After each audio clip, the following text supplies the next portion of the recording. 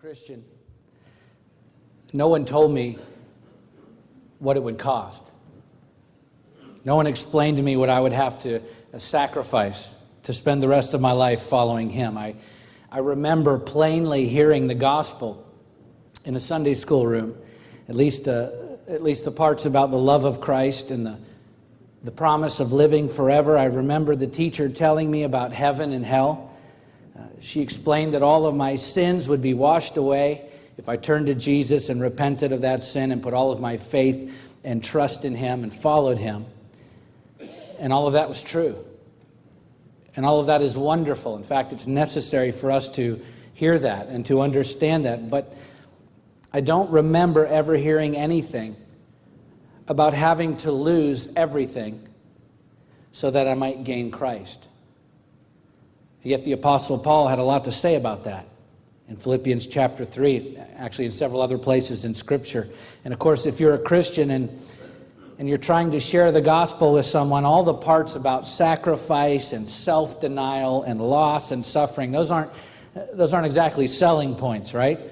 And so I think when we tell people about Jesus, we tend to focus on the parts that sound the most attractive, because the last thing we want to do is scare people away before they even consider following Jesus, right? And I understand that. However, when you look at the way that Jesus presented himself to people, he didn't hold anything back. He laid it all out there. He didn't seem to ever have any qualms about sharing all of the gospel, including the hardest parts. It seems that Jesus wanted people to consider all of it, to count the cost of following him before making that commitment. In Luke 14:26, he said, "If anyone comes to me and does not hate his own father and mother and wife and children and brothers and sisters, yes, even his own life, he cannot be my disciple." Well, just say what you mean, Jesus. Don't hold anything back on our account.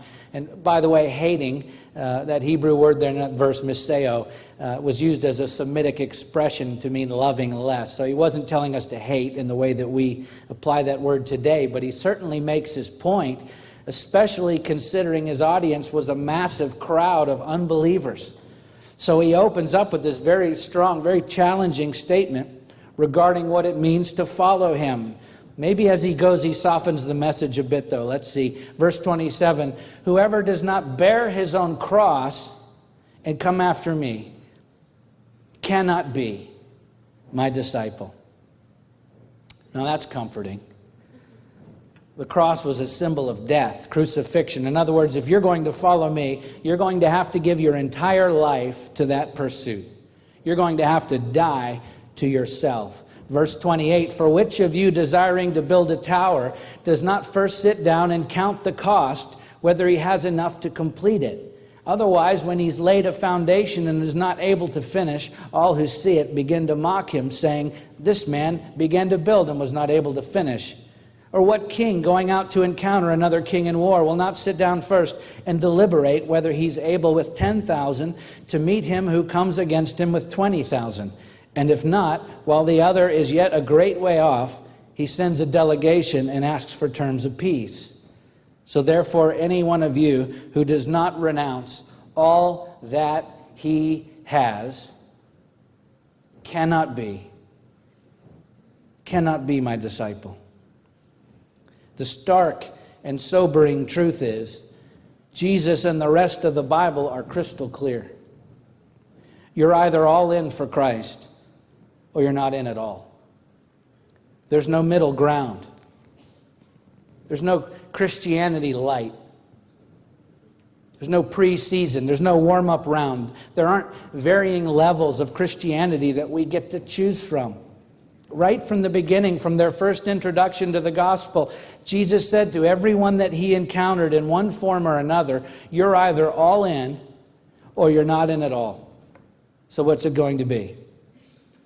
It's an all or nothing proposition. He never held back the difficult or challenging parts of the gospel. He just told people right up front with honesty and clarity what they were getting into if they were to follow him.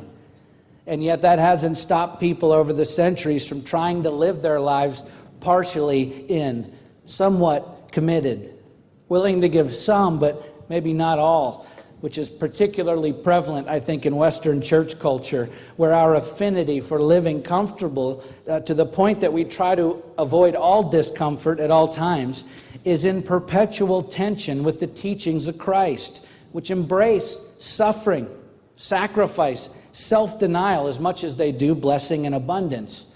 And so we've relegated our identification with Christ to portions of our lives, keeping some of those areas of our lives to ourselves so we don't have to feel bad when those areas of our lives that don't resemble the will and way of Jesus Christ present themselves. We have me time, where we can focus on ourselves and what we want, guilt-free. And then we have God time, at church or a community group, a Bible study, and so on. The result of that is we live these segmented, disjointed lives with some areas devoted to God and some areas devoted to ourselves. And one of the real problems with living that way is that the work, the purpose that God created us for and called us to doesn't get done through us to the extent that it should, because we're not all in, which not only affects us and our own relationship with God, but it affects all of those around us who are not experiencing the Spirit of Christ in us the way they should be. And there's a ripple effect to that, as we're going to see in our story today. When we're not all in with every part of our lives, we can actually do more harm to the body of Christ, His church, than good, which is precisely why Jesus cautioned people, even those hearing His message for the very first time, that if you're not all in, then you're not in at all. He said, hey, count the cost before you follow me. Because we cannot completely follow Him without complete allegiance, total commitment in every single area of our lives. Of course, that doesn't mean we won't falter or fail. We all do. We all struggle with commitment to Christ in certain areas of our lives, but we never stop giving ourselves over to Him as we work out our salvation with fear and trembling, as Paul says in Philippians 2:12. This is no casual commitment. When he talks about fear and trembling, we continually commit and submit every area of our lives to Him, because His love and His design for the church, for His people, it demands that we're all in.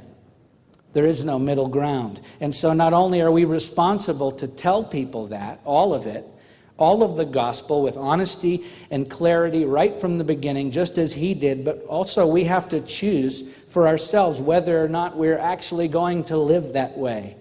Are we all in for Christ or not in at all? Because anything less than all in means that all of this, all of the time and effort and energy expended as a community of faith, this local church, will amount to very little. It will just scratch the surface of what could be accomplished through us if we're truly all in, because Jesus was all in for us.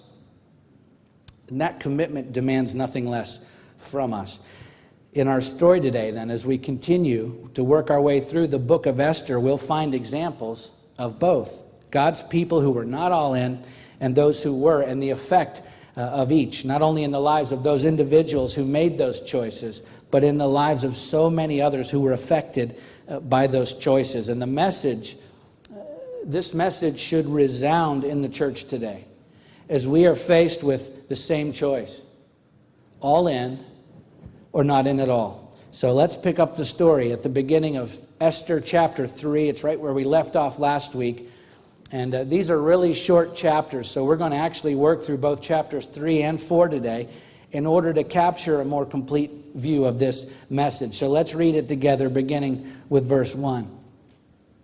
After these things, King Ahasuerus promoted Haman the Agagite, the son of Hammedatha, and advanced him and set his throne above all the officials who were with him. So the Persian king Ahasuerus promotes a man named Haman to the highest post in government. And it says that Haman was an Agagite, which is to say that he was a descendant of Agag, who was the king of the Amalekites, the ancient enemies of Israel, which is which is going to factor heavily into this story. So just keep that information in mind as we read on, and we'll come back to it. Verses 2 through 6. And all the king's servants who were at the king's gate bowed down and paid homage to Haman, for the king had so commanded concerning him. But Mordecai did not bow down or pay homage. Then the king's servants who were at the king's gate said to Mordecai, "Why do you transgress the king's command?" And when they spoke to him day after day, and he would not listen to them, they told Haman in order to see whether Mordecai's words would stand, for he had told them that he was a Jew. And when Haman saw that Mordecai did not bow down or pay homage to him, Haman was filled with fury. But he disdained to lay hands on Mordecai alone. So as they made known to him the people of Mordecai, Haman sought to destroy all the Jews, the people of Mordecai, throughout the whole kingdom of Ahasuerus. So at a casual reading, this whole sequence seems a bit odd. First of all, why mention that Haman was an Agagite to begin with? Second, why did Mordecai refuse to bow to him? The 4th century BC historian Herodotus tells us that bowing before one's superiors was a routine part of Persian court etiquette. And we hear nothing of Mordecai's refusal to bow to anyone else, including the king. So he apparently had no problem serving and bowing down before the pagan king Ahasuerus, which he would have certainly been required to do. And then later in chapter 8, we even see Esther throwing herself down at the king's feet. So why would Mordecai refuse to bow before Haman here? And third, why did Mordecai's refusal to bow to Haman make Haman want to annihilate all of the Jews instead of just punishing Mordecai? And so this is where the story gets very interesting. And to fully understand it, we have to go back about 600 years earlier to the reign of King Saul in 1 Samuel chapter 15, which is intimately connected with this story in Esther. Okay, King Saul was the first king of Israel, and he was of the tribe of Benjamin, which we see in 1 Samuel chapter 9. Agag was the king of the Amalekites during that same period of time. The Amalekites under King Agag were the first people to ever attack and to try to destroy the Jews as a newly formed covenant nation. And in fact, these Amalekites under Agag were a nomadic people. They would frequently raid Israel and strike against Israel. So they were bitter enemies with the Jews. And as a result, God cursed them and ultimately condemned them to extinction, which we see in Exodus 17, 8 through 16. So King Saul was king of the Jews. He was a Jew from the tribe of Benjamin. And in Esther 2:5, we're introduced to Mordecai, a Jew from the tribe of Benjamin. Mordecai was a direct descendant of King Saul, the king of the Jews. And then in Esther 3:1, we're introduced to Haman the Agagite, meaning Haman is a direct descendant of King Agag, the king of the Amalekites. So it begins to become a bit clearer now, as Mordecai and Haman represent the ancient bitter rivalry between the Jews and the Amalekites. And so when Haman, who is identified as the Agagite, so obviously his lineage is known, when this descendant of Agag is promoted and everyone is required to bow before him, Mordecai, the descendant of Saul, stands his ground and refuses to bow to this enemy of his people. It's why when asked by the king's servants in verse 3, why Mordecai would not bow to Haman, he responds in verse 4 with, he had told them that he was a Jew. And so just as the Amalekites were constantly persecuting God's people, even to the point of trying to completely wipe them out, Haman is now determined to carry on the family tradition. Verse 6 says, Haman sought to destroy all the Jews, the people of Mordecai, throughout the whole kingdom of Ahasuerus. That includes, by the way, the Jews that had returned to Jerusalem to rebuild the city and the wall, because they were still under Persian control. And so Haman wants to get rid of all the Jews. And as we'll see in a moment, he formulates a plan to do just that. But before that, we see the very first cost associated with Mordecai's stand against Haman. It says, then the king's servants who were at the king's gate said to Mordecai, why do you transgress the king's command? And when they spoke to him day after day, and he would not listen to them, they told Haman in order to see whether Mordecai's words would stand. They were looking for a fight. You see, the servants of the king, those who worked with Mordecai, remember he was in the employment of the king, they turned against him because of his stand for righteousness. He lost favor at work because he took a stand, and it begs the question for all of us today, if following God costs you popularity, are you still in? Are you still all in? If following him cost you your favor. For most of my life growing up, calling yourself a Christian in our society was almost like calling yourself an American, right? The two went hand in hand. But just in our lifetime, we've seen that begin to change in our culture.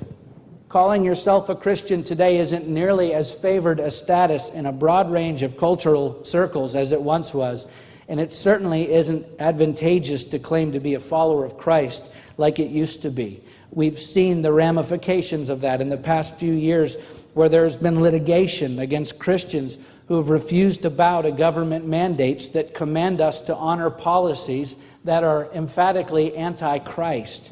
And some of that, by the way, may actually be good for the church in the end. So I'm not even completely despairing that paradigm shift in our country, because in many ways I think it simply helps to ferret out the wheat from the chaff, the true believers from those who are Christian in name only.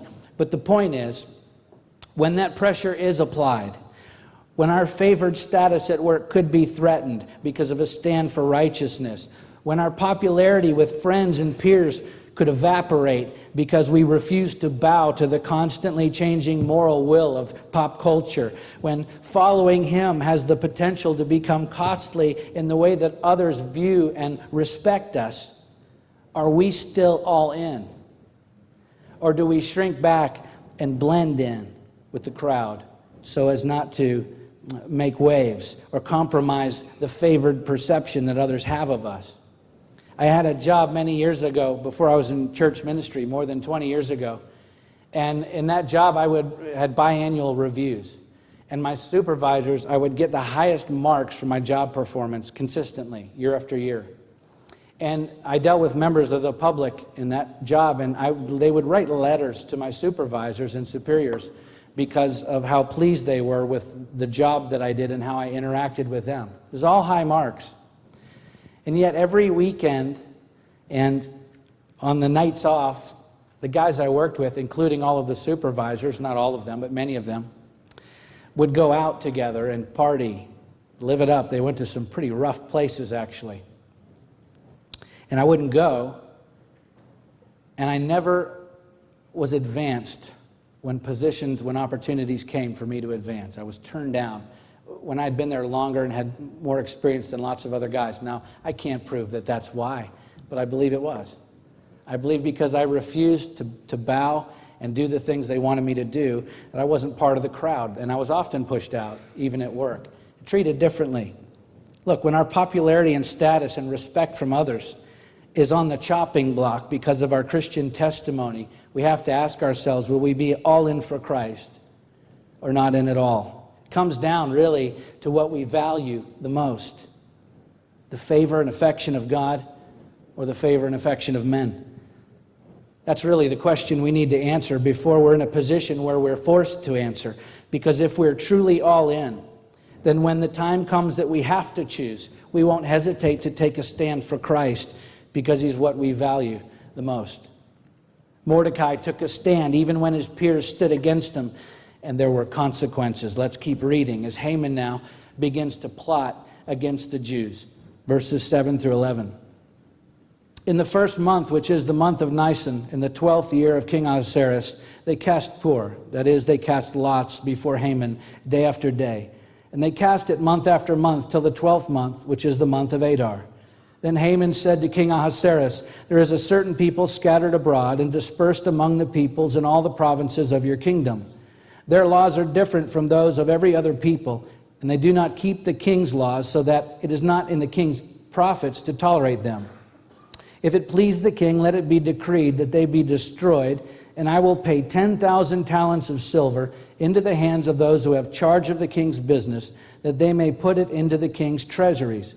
So the king took his signet ring from his hand and gave it to Haman the Agagite, the son of Hammedatha, the enemy of the Jews. And the king said to Haman, the money is given to you. The people also, do with them as it seems good to you. That was easy. Gee, So pur, or Purim in the plural, is the Persian word for lot. Archaeologists have actually unearthed Purim from the Persian Empire era, where they find these clay cubes inscribed with either cuneiform characters, those are these wedge-shaped characters that are used in the Persian writing system, or the cubes were inscribed with dots, almost identical to modern-day dice that people use today for gambling and board games. And so casting a lot was literally throwing the dice.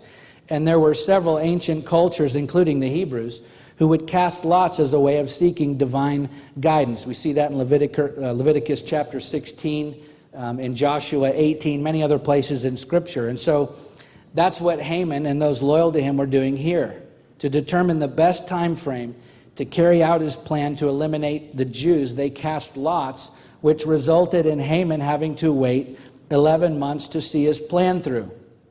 And so all that is left is to make his case before the king to gain the authority he needs to carry out this mass extermination of the Jews. And as people who are skilled in manipulation often do, Haman gives the king just enough information to make his case without providing the details necessary for the king to make a truly informed decision.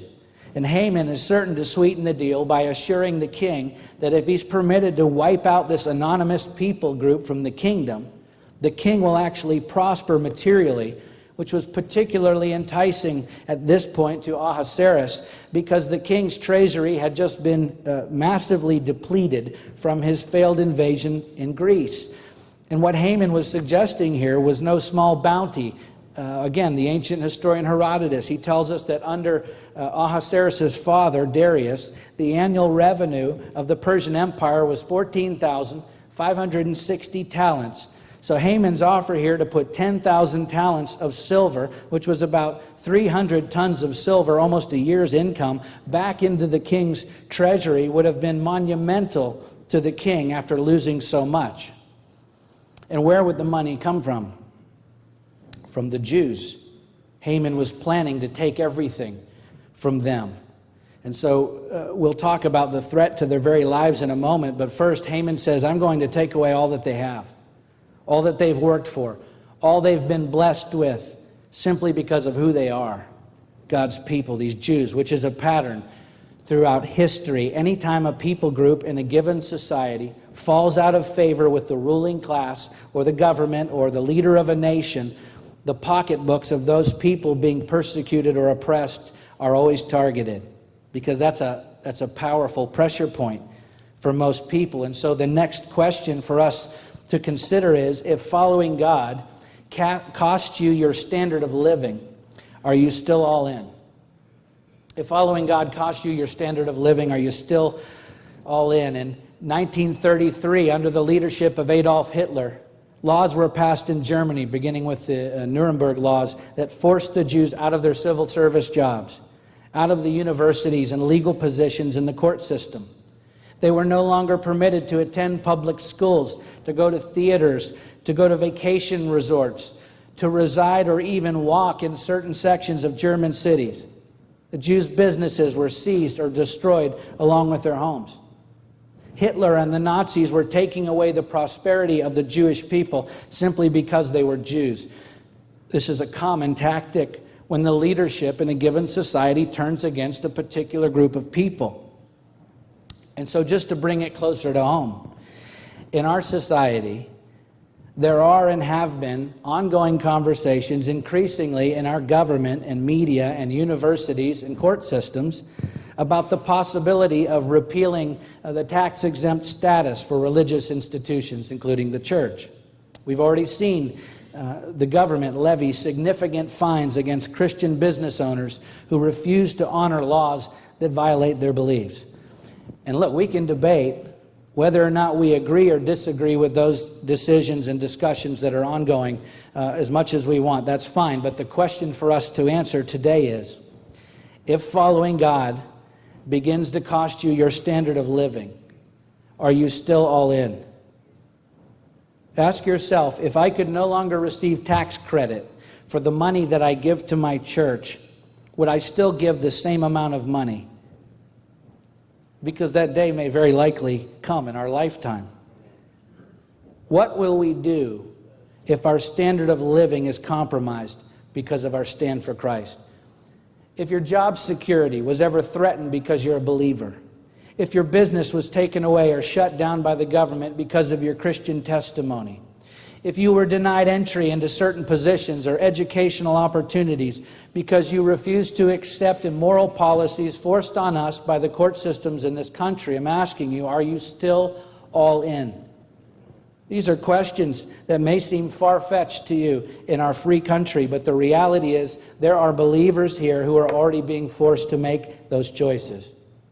Will our church be forced to close its doors one day because the giving dries up when our tax-exempt status is taken away? Or will the church thrive under public and government discrimination for the defense of the gospel? And again, if there's any positive that comes from such persecution, it is that the true church always rises up from those who are not all in.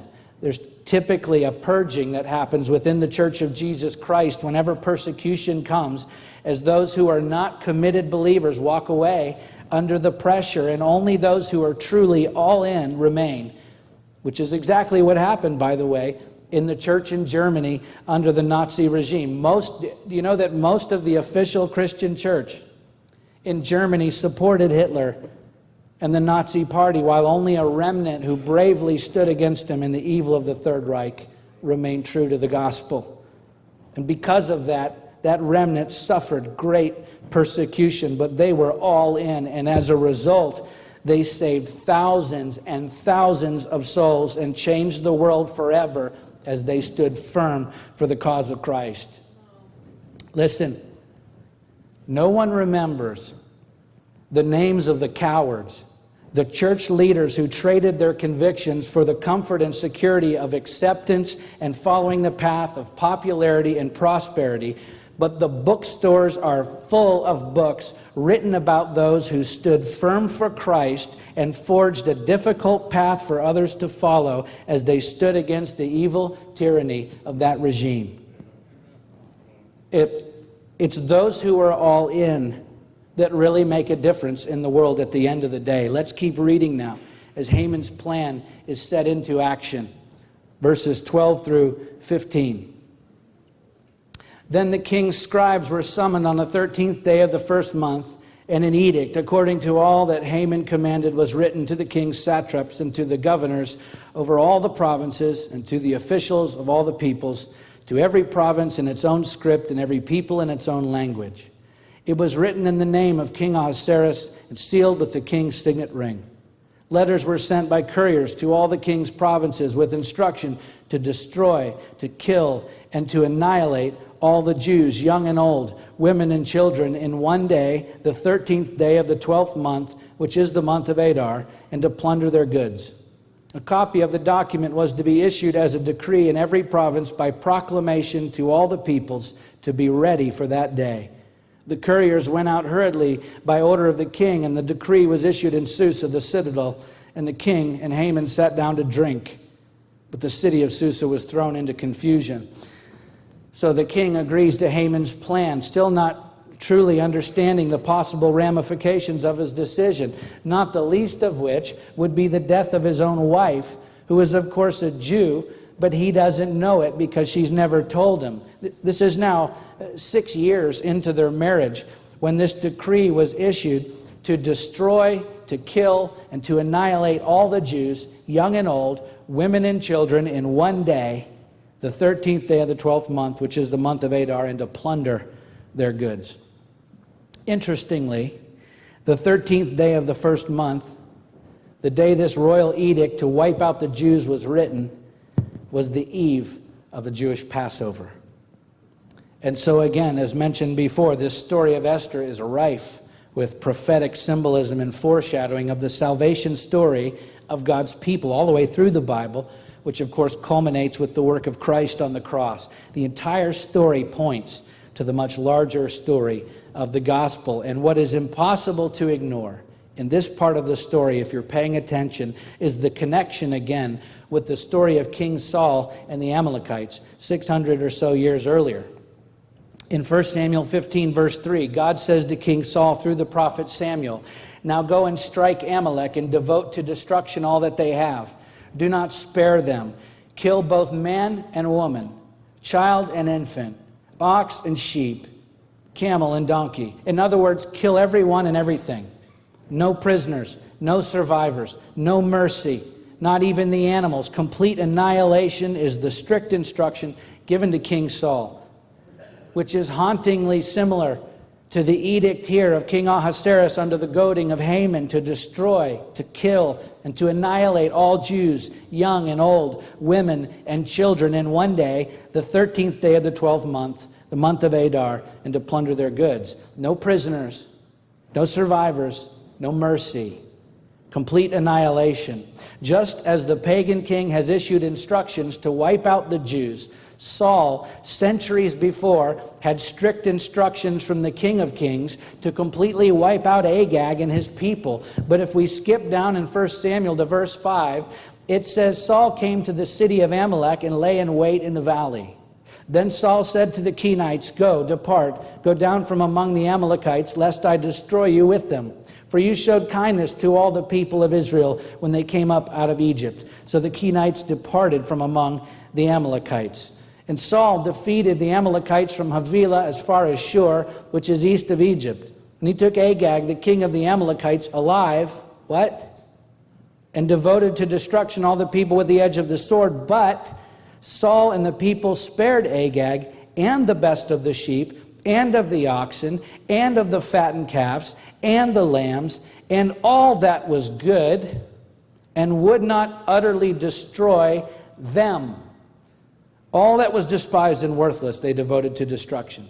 So Saul defeats the Amalekites, but he doesn't completely annihilate them as he was instructed to do by God. He leaves Agag, the king, alive, along with the best of the livestock and all that was good, and would not utterly destroy them, according to verse 9. So the best of all that the Amalekites had was spared in direct disobedience to the commandment of the Lord. Now, we don't have time today to continue reading that story, but if you read on, you'd see that Paul pays a heavy price for his disobedience. He was rejected as king by God, and King Agag then at least was killed by the prophet Samuel, but not all of the rest that was left alive. So in the big scheme of things, looking back so far back, what really is the big deal now for Esther, Mordecai, and the Jews? The Amalekites were soundly beaten, if not totally destroyed. David eventually becomes king, and Israel prospers. Doesn't seem so bad until you fast forward to the story of Esther and you realize that Haman is a direct descendant of Agag, whose family was spared because of Saul's disobedience. Haman is alive only because of Saul's refusal to be all in. And now the result of Saul not carrying out the command of the Lord to completely annihilate the Amalekites is that an Amalekite is now attempting to do precisely what the Jews should have done to the Amalekites over a half a millennia earlier. Saul was not all in, and the effect was still being felt 600 years later by God's people. I'd say that's a pretty big deal. And Samuel goes on to explain to Saul, he says, to obey is better than sacrifice, and to listen than the fat of rams. 1 Samuel 15:22. God's command is for us to be all in. That means we listen and it means we obey, because as we've seen with Saul, we're either all in or we're not in at all. There is no middle ground. And unfortunately, the effects of half-hearted, half-commitments to God are just as damaging to the church today as they were to God's people then. And the stakes are getting higher every day for the church. We cannot afford to be half-hearted, half-committed believers and expect the church to continue to thrive in the current cultural climate of our country. It's certainly not in the days ahead of us. In fact, I believe that the future church will be made up of only those who are all in, because those who are not will not be able to withstand the pressures that are brought to bear on the church as our society becomes increasingly intolerant of the gospel. Now, let's move ahead. We're going to go to chapter 4. This is only 17 verses long, and so we're going to read through it fairly quickly and then focus on a couple more points.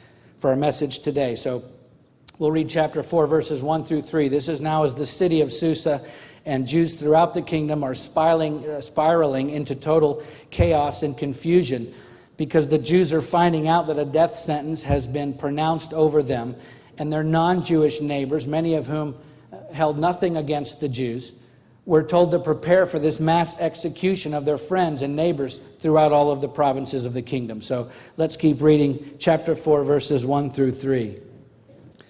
When Mordecai learned all that had been done, Mordecai tore his clothes and put on sackcloth and ashes and went out into the midst of the city, and he cried out with a loud and bitter cry. He went up to the entrance of the king's gate, for no one was allowed to enter the king's gate clothed in sackcloth. And in every province, wherever the king's command and his decree reached, there was great mourning among the Jews, with fasting and weeping and lamenting. Many of them lay in sackcloth and ashes. So the word is out. The Jewish people are fasting and weeping and lamenting. To tear your clothes and put on sackcloth and ashes was really a traditional Near East practice in ancient times, not limited to the Jews. In fact, Herodotus records that the Persians tore their clothes when they were defeated by the Greeks in the Battle of Salamis. So it was a bit of a universal way to signify that you were in total mourning, which the Jews were here in our story, for the fate that was about to befall them. And of course, who wouldn't be, right? Let's keep reading verses 4 through 11. When Esther's young women and her eunuchs came and told her, the queen was deeply distressed. She sent garments to clothe Mordecai so that he might take off his sackcloth, but he would not accept them. Then Esther called for Hathach, one of the king's eunuchs who had been appointed to attend her, and ordered him to go to Mordecai to learn what this was and why it was. Hathach went out to Mordecai in the open square of the city in front of the king's gate, and Mordecai told him all that had happened to him, and the exact sum of money that Haman had promised to pay into the king's treasuries for the destruction of the Jews. Mordecai also gave him a copy of the written decree issued in Susa for their destruction, that he might show it to Esther and explain it to her and command her to go to the king to beg his favor and plead with him on behalf of her people. And Hathach went and told Esther what Mordecai had said. Then Esther spoke to Hathach and commanded him to go to Mordecai and say, all the king's servants and the people of the king's provinces know that if any man or woman goes to the king inside the inner court without being called, there is but one law, to be put to death, except the one to whom the king holds out the golden scepter so that he may live. But as for me, I have not been called to come into the king these 30 days. So Mordecai explains to Esther by way of Hathach that she must go to the king and beg his favor and plead with him on behalf of her people, or all of the Jews will be killed. To which Esther replies, all the king's servants and the people of the king know that if any man or woman go into the king in the inner court without being called, there is but one law, to be put to death, except for the one to whom the king holds out the golden scepter so that he might live. But as for me, Mordecai, I have not been called to come to the king for 30 days. I haven't seen him in a month. I can't waltz into the inner room with him unannounced. In other words, what you're asking me to do, Mordecai, is also quite possibly a death sentence for me. Remember, the king doesn't yet know that Esther is a Jew. So at least for now, she would appear to be safe, at least in her own mind, unless she follows Mordecai's instructions here, and all will be revealed. So let's just take a minute and put ourselves in Mordecai's shoes. His fellow Jews' lives are being threatened with total extinction. And if that isn't bad enough, Esther, who for all intents and purposes is his daughter, she's actually his cousin, but he's raised her as a daughter. And obviously by reading the previous chapters, we see the mutual affection and admiration and deep love between them. And now the only possible chance for survival, based on what Mordecai has done, is for Mordecai to ask Esther, the girl that he's raised and nurtured and loved and protected her whole life, to risk that life in the process by approaching the king without being called after not seeing him for a month and pleading with him to repeal the royal edict that he's approved and sent out and even had drinks over.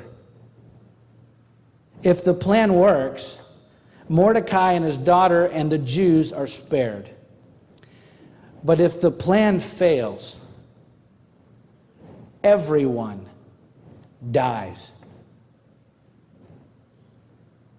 It's all or nothing. There's no middle ground. Put yourself in Mordecai's shoes for a moment and then ask yourself, if following God costs you the safety of your family, are you still all in? I mentioned it last week, the missionary families with small children who answered the call of God, or to go to some of the darkest and most dangerous parts of the world to share the gospel, and we commend them. We even encourage and support them with our money. But what if it's our family?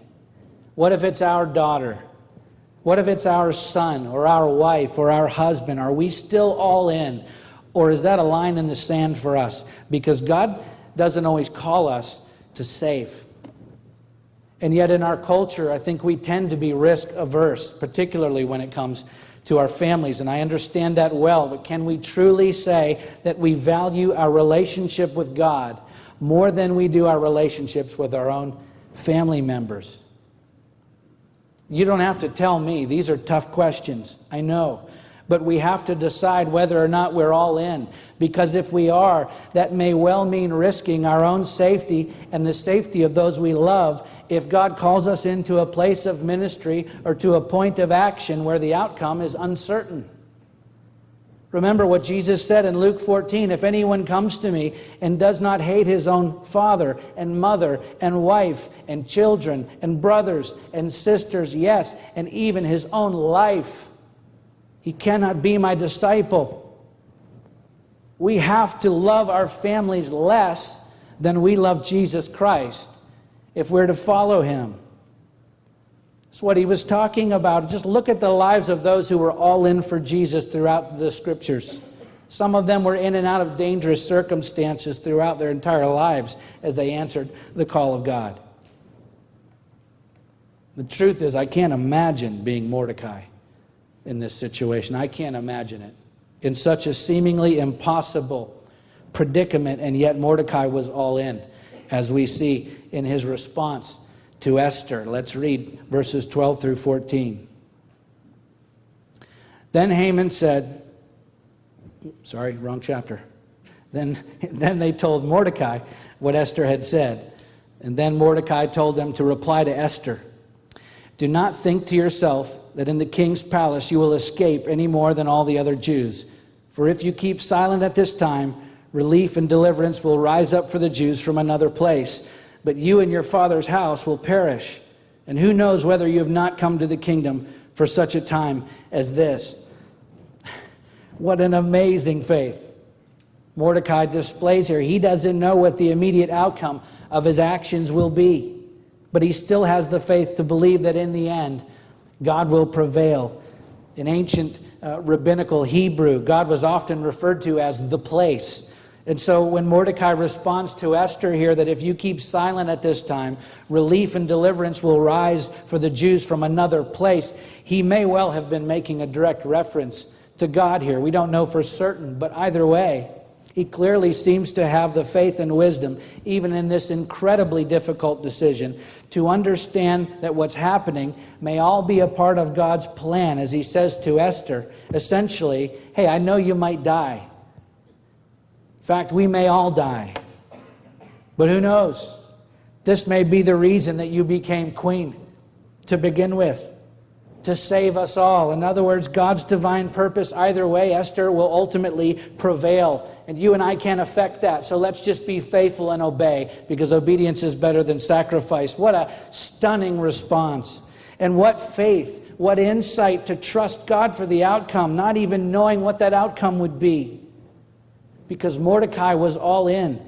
And he was asking no less of Esther because he trusted in God enough to be willing to risk the safety of the one person on earth whom he loved more than any other. So the tables turned, as Esther must now make the biggest decision of her life. Is she going to be all in or not in at all? Let's see what happens. Verse 15 to the end of the chapter. Then Esther told them to reply to Mordecai, go, gather all the Jews to be found in Susa, and hold a fast on my behalf and do not eat or drink for 3 days, night or day. And I and my young women will also fast as you do. Then I will go to the king, though it is against the law, and if I perish, I perish." Mordecai then went away and did everything as Esther had ordered him. And so Esther agrees, at the greatest risk to herself, to go to the king, and in doing so, presents herself once again as a foreshadowing of the Christ. As Jesus said, "Do not fear those who kill the body but cannot kill the soul." Matthew 10:28. Like Jesus, she offers her life for the sake of her people because Esther was all in. There was no middle ground. It was all or nothing. In fact, when Esther says, "And if I perish, I perish," interestingly, if you look at the Hebrew construction of that phrase, the Hebrew word asher carries more of a sense of when than it does "and if," meaning Esther was resolved to go to the king and was probably believing that she was going to her death. It's clear that even if it meant her own life, Esther was all in. She left no room for doubt in answering Mordecai's request. And I wonder, how would we answer given similar circumstances? If following God cost you your life, are you still all in? And the key to being able to answer yes to this and really to all of these questions is found in Mordecai's assertion to Esther in verse 14 when he asks her, "Who knows whether you've not come to the kingdom for such a time as this?" In other words, stop looking at your immediate circumstances, as dire as they may seem, and focus instead on the big picture. God has a plan, and you're a part of it. But in order to fulfill your part in that plan, you have to be all in. There is no middle ground. Even if your entire life is hanging in the balance, do we have the courage and resolve to say, "If I perish, I perish, because I am all in"? We're going to have to. If we've any hope of influencing the culture around us rather than trying to imitate the culture around us. We're going to have to be all in if we've any hope of saving others who are lost in this world by snatching them out of the fire. We're going to have to be all in if we've any hope of seeing the next generation in the church boldly proclaim the gospel instead of compromising it for the sake of popularity. Because if there's no conviction, no passion, no power in us to stand up and say, "If I perish, I perish, I am all in," if we don't have that kind of commitment and resolve, is it any wonder that an entire generation is walking out on the church? Because in many cases, the church in America has become half-hearted, half-committed, unresolved, and ineffective. But I'm telling you, Jesus didn't die for a half-hearted, half-committed, unresolved, and ineffective church. And whether we ever experience life-threatening persecution in our lifetime or not, we are all called to give up everything, our very lives, and follow Jesus Christ, which is exactly what the next generation needs to see in us. Remember, Jesus said, "Any of you who does not renounce all that he has cannot be my disciple." It's what the Apostle Paul was expressing when he said, I do not account my life of any value, nor as precious to myself, if only I may finish my course in the ministry that I received from the Lord Jesus to testify to the gospel of the grace of God. Acts 20:24. How many of us can say that about ourselves? I do not account my life of any value, nor as precious to myself, if only I may finish my course and the ministry that I've received. You see, when Esther said, "If I perish, I perish," in effect, she was saying, I do not account my life of any value, nor as precious to myself, if only I may finish my course, the ministry that I received. It's called being all in. And it's what he demands from each of us, because he didn't die for a half-hearted, half-committed, unresolved, and ineffective church. No, he's looking for men and women who have counted the cost, fully understanding what they're signing up for, and without any hesitation are ready to say, yes, I am all in. No matter what it costs me. If I perish, I perish. I'm all in. Because at the end of the day, it's an all or nothing proposition. You're either all in for Christ or you're not in at all. There is no middle ground. There are no varying levels of Christianity that we get to choose from. There is but one way. There is one way to follow Jesus Christ. That's all in. Let's pray.